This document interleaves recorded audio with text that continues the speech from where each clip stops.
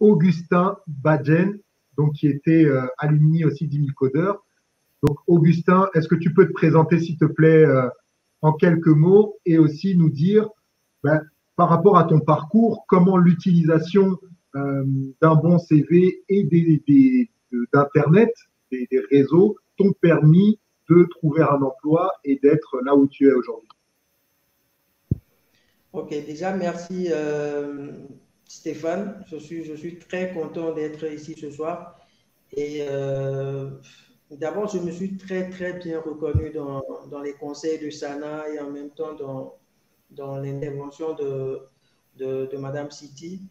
Il faut dire qu'il y a actuellement, vous l'aviez dit, hein, je suis Augustin Badine, je suis développeur euh, dans une entreprise ici à Lomé au Togo, ACO3I. Nous faisons un peu dans les logiciels et en même temps, il y a des supports, des admins, réseaux et systèmes qui soutiennent les développeurs dans la réalisation de nos applications et tout et tout. Et actuellement, notre projet phare en développement, c'est beaucoup plus une plateforme de paiement de factures en ligne. Nous nous interfaçons entre les banques et les facturiers et facilitons ainsi donc le paiement de factures en ligne. Et avant d'arriver là, bien sûr, il y avait eu un parcours, il y a eu un vécu derrière, il y a 3 ans déjà, en 2017. Et c'était, il faut dire, 30 ans en 2021, bien sûr. Et je suivais la formation 10 000 codeurs, une formation assez riche. Déjà, en entrant dans cette formation, je me suis dit, tiens, Augustin, quand tu vas finir, tu vas te lancer dans tout ce qui est entrepreneuriat.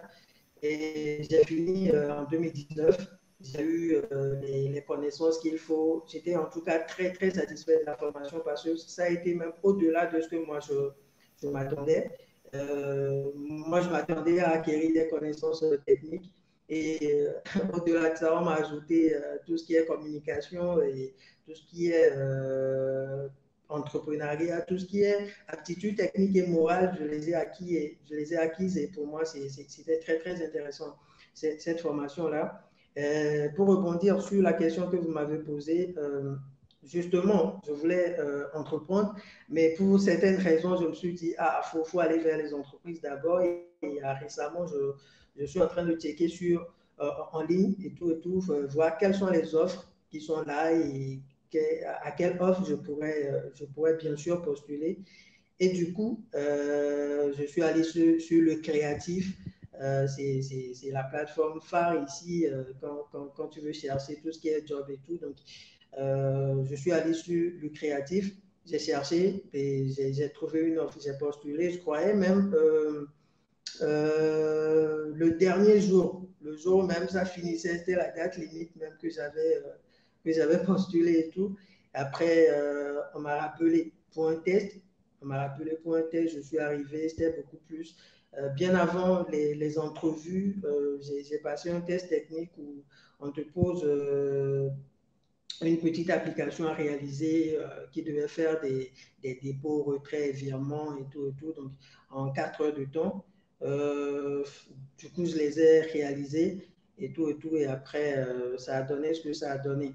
Mais bien avant d'arriver, bien sûr, ici, il y a eu un CV qui a été préparé et une lettre de motivation également. Et il faut dire que ce sont des connaissances que j'avais déjà acquises à 10 000 codeurs. Du coup, je n'avais pas trop galéré quand il faut rédiger tout ça. Et je le disais tantôt, je me suis très bien reconnu dans les interventions de Mme Siti et puis surtout de Mme Sana. Il faut dire que si j'avais même eu ces conseils, j'aurais épaté, je serais sorti du lot 2 fois mieux que ce que j'ai fait actuellement. C'est dire combien c'est important ce qui a été dit. Et il faudrait que la jeunesse aujourd'hui prenne en considération tous ces conseils-là et voilà quoi.